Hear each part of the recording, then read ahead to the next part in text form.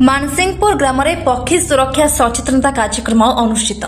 चिलिका आर्द्रभूमि संरक्षण समिति पक्षर पक्षी सुरक्षा कार्यक्रम अनुष्ठित।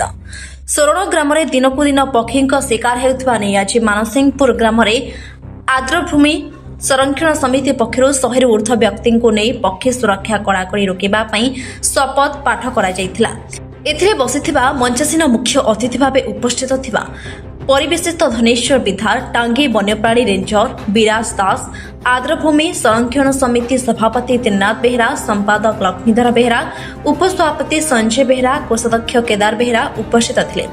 सोरण और मानसिंहपुर ग्राम में विदेशागत पक्षी सुरक्षा पाई आज समस्त आर्द्रभूमि संरक्षण समिति पक्षर 100 ऊर्ध्व व्यक्ति माने सामिल होइछन्ति।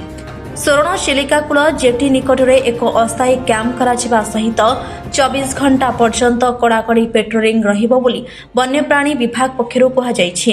एथिरे सामिल होई अनेक सहयोग करिवे बोली सभापति त्रिनाथ बेहरा कहछन्ति। आगामी दिन में किछि मुष्टिमेय व्यक्ति चिलिका पक्षी को मारी मांस खाउथुवा बेले खूब शीघ्र मुष्टिमेय व्यक्ति को धराजिबो और कड़ाकड़ी सुरक्षा जारी रहिबो।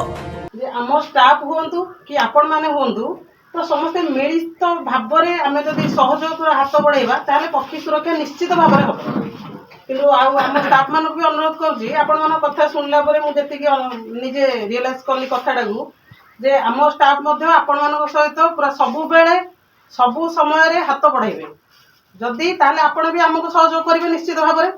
तेणु पब्लिक सपोर्ट सबुठ बड़ सपोर्ट। तेणु पब्लिक मान सहित भल संपर्क रखु आ सबु समय पब्लिक पाखे पहुँचतु। पब्लिक आम पाखे सब भी पहुँचे।